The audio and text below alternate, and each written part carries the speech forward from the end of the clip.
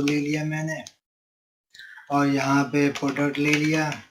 यहाँ इस महीने की क्वांटिटी और अमाउंट की सेल चाहिए, क्वांटिटी अमाउंट की सेल चाहिए। ये स्टोर मेरा साउथ एक्स वाला स्टोर हो गया। प्रोडक्ट टी, कॉफ़ी और कुछ भी हो सकता है। डिटर्जेंट ले लेते हैं, डिटर्जेंट। ये तीनों प्रोडक्ट मैंने बेचे एक बिल में और यहाँ पे टोटल 4 क्वांटिटी 1500 में ये बिका। तो ये चीज़ क्या है, तो मैंने यहाँ पे जो किया है एक सेल में मल्टीपल डेटा डाल दिया। तो इससे क्या होगा, अगर ये मान लीजिए यही डेटा अगर मेरे पास 4 आउटलेट के लिए होता अलग अलग, ये साउथ एक्स के लिए हो गया, ये लाजपत नगर के लिए होता, ये सरोजनी नगर के लिए होता, ये यहीं तक के लिए मान लें ये होता मेरे पास 3 आउटलेट के लिए ये होता, यही डेटा मान लीजिए। तो ये क्या है, तो ये मेरे पास स्टोर वाइज तो टोटल आ गया। अगर मैं प्रोडक्ट वाइज चाहूँ तो ये पॉसिबल नहीं है। तो उसके लिए क्या करना होगा, मेरे को अलग से ये मेंटेन करना होगा। अभी ये इजीली मेंटेन हो जाएगा क्योंकि मेरे पास रिकॉर्ड कम है। तो यहाँ पे क्या करूँगा, मैं टी का लूँगा, यहाँ कॉफ़ी, यहाँ डिटर्जेंट और फिर यही चीज़ यहाँ पे रिपीट होंगी। फिर यहाँ पे 1 2 1 ये 4 हो गया। ये मान लीजिए 500 का था, ये 400 का था, 400 का था, ये 600 का था, ऐसे कुछ भी हो सकता है। तो ये मैंने कुछ अमाउंट वाइज ऐसे ही बांट दीजिए। तो ये मेरे को ऐसे बनाना पड़ेगा ताकि अगर मैं चाहूँ तो इंडिविजुअल भी यहाँ से ला करके देख सकूँ कितना हो रहा मेरा टोटल। ऐसे भाई अब यहाँ पे क्या होगा, अगर मान लीजिए ये आपने बना दिया तो ये भी प्रॉपर डेटा नहीं है। अब यहाँ मैं आपको अभी वीडियो में बता रहा था कि ब्लैंक हो गया वो गार्बेज होता। अगर यहाँ से ब्लैंक हटा देंगे तो ये गार्बेज थोड़ी ना हुआ, ये क्या करेंगे पूरे रिकॉर्ड को हटा देगा। तो मतलब यहाँ पे जो ब्लैंक आपने डाल रखा है वो ब्लैंक नहीं डालना है। तो यहाँ पे क्या होता है, एक मेन कॉलम होना चाहिए। मान लीजिए वो मेन कॉलम आपका स्टोर होता तो यहाँ पे डेटा रिपीट होता है। तो यहाँ से अगर मैं फिल्टर पे जाऊँ और यहाँ साउथ एक्स का या सरोजनी टोटल जाऊँ तो सिर्फ एक ही आएगा। यहाँ पे बाकी का भी लाना है। तो ये कैसे लाएंगे आप, तो एक एक करके आप कॉपी पेस्ट कर सकते हैं या यहाँ से फिल्टर ऑन कीजिए, ब्लैंक पे आ जाइए और अभी आप कहाँ पे A3 पे है। तो इससे पहले वाली वैल्यू कौन सी है, A2 वाली है। A2 टाइप कीजिए, इसको कॉपी करके नीचे तक पेस्ट कीजिए। ये आपके पास डेटा आ गया। एक बार पूरा सेलेक्ट करके पेस्ट एज स्पेशल कर लीजिए। ये अब आपके पास डेटा ये बन गया। ठीक है, तो ये क्या हो गया, एक सेल के अंदर मल्टीपल डेटा नहीं टाइप करना है। अब इसके बाद आते हैं दूसरे स्टेप पे, मैं आपको बताता हूँ उसमें क्या। अब आते हैं फालतू का डेटा और कौन कौन सा हो सकता है। अब मान लीजिए उसी डेटा को मैंने एक्सपेंड किया, कुछ कॉलम और इंसर्ट करा दिए, लोकेशन, स्टाफ और यहाँ प्रोडक्ट के बाद ब्रांड और इसकी एमआरपी, क्वांटिटी, अमाउंट। अब इसमें क्या फालतू है, तो इसमें एक चीज ये देखिए, ये बार बार जो है रिपीट हो रहे मेरे नाम, ये फालतू है। Tata Tata Tata, MRP MRP MRP. एक बार एमआरपी लिख दीजिए, हो तो गया काम। ये बार बार रिपीट हो रहे हैं। अच्छा, इसमें एक प्रॉब्लम और भी है। मान लीजिए अब मैं इस ब्रांड की, टाटा ब्रांड की टी का एमआरपी जो 150 है, अब मैं इसको 180 करना चाहता हूँ। तो इसकी स्टेटमेंट क्या है, टाटा टी की एमआरपी 150 है, मान ली इक्वल टू ए है। ए से मेरे को बी करना है, 180 करना है। उसके लिए क्या होगा, पहला स्टेप, मैं टी पे जाऊंगा, फिल्टर लगाऊंगा, फिर ब्रांड पे जा करके फिल्टर लगाऊंगा, फिर यहाँ पे 180 लिख दूंगा, फिर कॉपी करके नीचे तक इसको पेस्ट कर दूंगा। तो ये अभी 3 रिकॉर्ड से फटाफट हो गया। अगर मान लीजिए आपकी एक्सेल सीट बहुत हैवी होती, बहुत सारे फॉर्मूलाज के साथ होती, तो इस चीज़ को करने में आपको बहुत दिक्कत आती। वो आपका कर्सर घूमते रहता, वो कुछ बैकग्राउंड से प्रोसेसिंग होती रहती, एक्सेल के स्टेटस बार पे आता रहता कितने सीपीयू काम कर रहे हैं, कितने परसेंट तक कैलकुलेशन हो रही है, सिर्फ इस छोटी सी चीज़ के कारण से। लेकिन है क्या चीज़, ये छोटी सी तो स्टेटमेंट थी मेरी, टाटा टी की एमआरपी ए से बी कर दो। उसके लिए इतना लंबा काम क्यों किया, क्योंकि इसमें मल्टीपल डिपेंडेंसी थी। तो इस चीज़ को हटाना है। और यहाँ पे क्या है, जो फालतू के आ रहे हैं ना, टी टी टी बार बार रिपीट हो रहा है, तो ये मेरे एक्सेल फाइल में स्पेस तो घेर ही रहे हैं। तो इनको भी कम करना है। तो इसके लिए क्या करें, अब इसके लिए क्या कर सकते हैं, तो यहाँ पे हमको 3 टेबल में इसको बांटना होगा। कैसे, पहले तो यहाँ स्टोर पे आ जाइए, स्टोर लोकेशन स्टाफ। अब इस स्टाफ का इस प्रोडक्ट से कोई मतलब नहीं है। इस स्टाफ का, स्टोर का स्टाफ अलग अलग लोकेशन के लिए हो सकता है। एग्जाम्पल के लिए मान लीजिए मैं दूसरे वाले आउटलेट में कुछ और डाल देता हूँ, सरोजनी नगर में घनश्याम डाल देता हूँ, ये है। तो अब ये क्या है, तो ये इस स्टाफ का सिर्फ ये स्टोर वाइज ये है, मतलब कनेक्शन है, इसका प्रोडक्ट से थोड़ी ना कोई कनेक्शन है। ये तो ये हो गया। अब एमआरपी जो है वो इस प्रोडक्ट की एमआरपी है, स्टोर की थोड़ी ना एमआरपी है, या लोकेशन की थोड़ी ना एमआरपी है। तो इसका कनेक्शन इससे है। तो ये क्या है, सारे कॉलम आपस में कहीं ना कहीं डिपेंडेंसी है। तो इसमें क्या होगा, तो एक कोई रूलर नहीं है। तो एक रूलर लाने के लिए एक मेन कॉलम होना चाहिए। तो यहाँ पे हमारा एक मेन कॉलम क्या हो सकता था, स्टोर हो सकता था। लेकिन अगर ये यूनिक नाम होते तो अब एक स्टोर जो लाजपत नगर में है वो लोकेशन भी है, पार्ट 1 में है, कोई पार्ट 2 में है। तो इसके लिए हम यहाँ स्टोर आईडी ले सकते हैं। अब स्टोर आईडी में आप क्या डाल सकते हैं, स्टोर आईडी में आप डाल सकते हैं स्टोर कोड। लेकिन स्टोर कोड अगर आप डालते हैं तो वो आपको याद करने में थोड़ी सी दिक्कत होगी। तो इस केस में क्या होगा, अगर आप स्टोर कोड अगर आप डालते हैं तो स्टोर वाली टेबल में प्राइमरी की तो बन जाएगी। लेकिन प्राइमरी की के साथ प्रॉब्लम क्या आएगी, बहुत बड़ी दिक्कत ये होगी कि वो आपको कोड याद करने पड़ेंगे।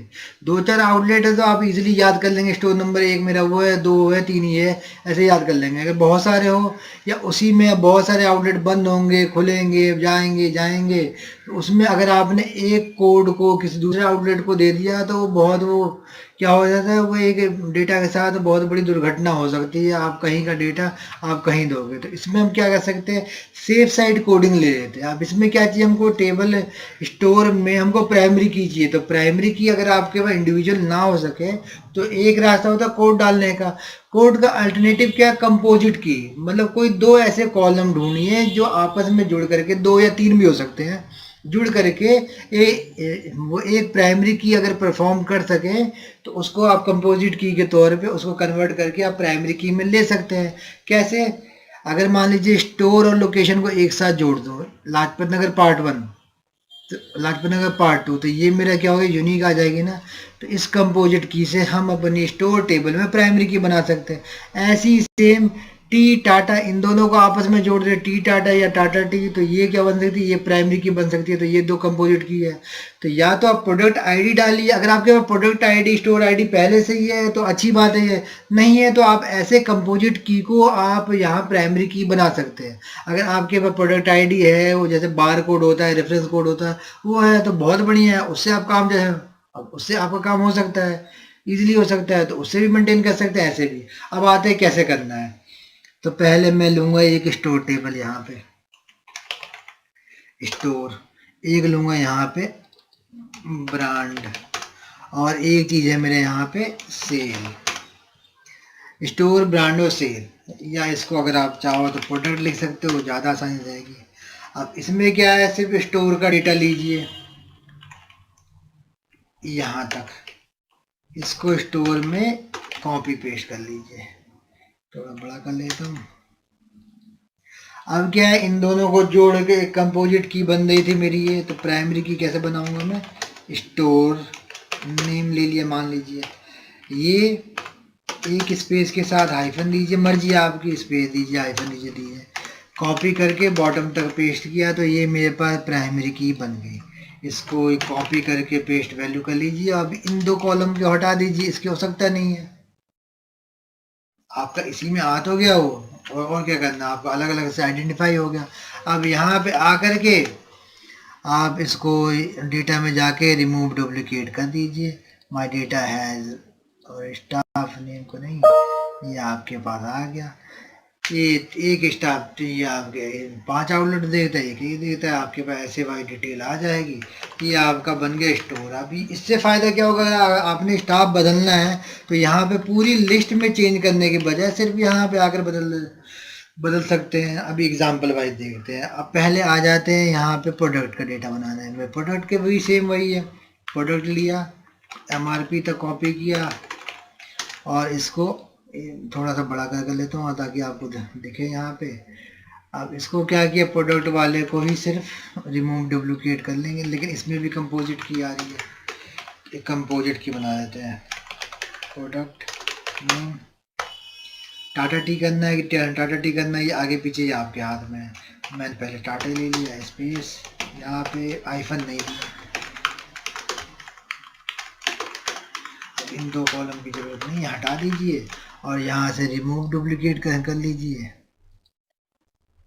प्रोडक्ट नेम पे ये मेरे पास आ गई है, ये मेरे बन गया टाटा टी। तो इससे क्या होगा, बस आपने एक बार करना। अब यहाँ बनानी है सेल डिटेल, तो इसमें क्या करना होगा, सेल डिटेल में आ गए, बस आपका एक बार का काम होगा, फिर बाद में आ जाएगा। सेल डिटेल में आ गया। अब यहाँ पे क्या चीज़ है, स्टोर है, तो यहाँ पे जो हमने कंपोजिट की परफॉर्म किया था ये बार कर लीजिए।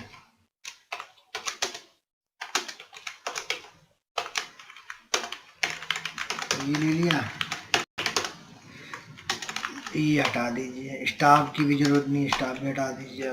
प्रोडक्ट पे भी वही, प्रोडक्ट नेम टाटा टी कंकेट एक स्पेस विथ ये पेस्टेज वैल्यू, इन दोनों को हटा दीजिए। एमआरपी की भी जरूरत नहीं है, ये हटा दिया। ये मैंने बॉर्डर लगाया और कॉलम एडजस्ट कर लिए। अब ये मेरे पास डेटा बन गया अलग अलग, इस अलग अलग टेबल वाइज, और ये मेरा डेटा एकदम परफेक्ट है। अब इस पे ऑपरेशन कैसे होंगे वो मैं आपको बताता हूँ। अभी यहाँ पे अलग अलग बना लिया, तो मेरे पास आसानी क्या हो रही है, आसानी ये हो जाएगी, जैसे मान लीजिए सेल्स में आ गया तो मेरे पास ये प्रोडक्ट ही है, यहाँ मंथ वाइज ऐसे डाल सकता हूँ, मैं रिपोर्ट निकाल सकता हूँ। रिपोर्ट में से अगर मान लीजिए कोई और टेबल भी ऐड करना है, जैसे कि इसमें ब्रांड ऐड करना है तो मैंने ब्रांड डाल दिया, लोकेशन ऐड करना है तो लोकेशन डाल दिया। अब यहाँ पे रिपोर्ट बनाते हैं, सेल्स रिपोर्ट में आ जाइए। यहाँ पे रिपोर्ट कैसे बनाते हैं, सिंपल सा पिवट लगा दीजिए, आपकी रिपोर्ट जैसे मर्जी वैसे बन सकती है। ये मैंने पिवट लगाया, क्लिक किया, ओके। स्टोर नेम ले लिया यहाँ से, और यहाँ पे ले लिया मंथ ले लिया। अब आपको क्या चाहिए, ये स्टोर नेम वाइज नहीं चाहिए, लोकेशन वाइज चाहिए। लोकेशन यहाँ पे तो है नहीं, तो टेम्परेली एक कॉलम डालिए यहाँ पे लोकेशन का, और लोकेशन लाइए आप यहाँ से वी लुकअप से, स्टोर वाली कॉलम से। अब स्टोर नेम थोड़ा सा अपोजिट, अगर आप चाहें तो उल्टा भी मैं लगा सकता हूँ, लेकिन अभी यहाँ लगाने की जरूरत नहीं है। यहाँ पे डाल देता हूँ, फिर आपको उल्टा भी लगा दिखा देता हूँ। वी लुकअप किया और ये मैंने कॉलम 2 से लोकेशन ले लिया और नीचे तक पेस्ट किया। अब यहाँ पे आ जाइए, इस पिवट को रिफ्रेश कीजिए, रिफ्रेश किया, यहाँ पे एक और कॉलम आ गया लोकेशन का, यहाँ पे मंथ को हटा के लोकेशन ले लीजिए, ये पेज आ गई। ऐसे अब क्या कर सकते, जब जब आपको रिपोर्ट जनरेट करनी होगी तब तक आप यहाँ पे कॉलम इंसर्ट कीजिए, अदरवाइज इसको हटा दीजिए, कोई ज़रूरत नहीं है फालतू का डेटा जो है यहाँ पे मेंटेन रखने की। तो ये चीज़ आप यहाँ पे कर सकते हैं। ये हो गया। यहाँ पे आप क्या है, फॉर्मूलाज के साथ भी लगा सकते हैं, वो तो एक अलग ही कॉन्सेप्ट है, किस किस टाइप की रिपोर्ट बनती है वो मैं आपको अलग से वीडियो में बना के भी एक बार दिखा दूंगा।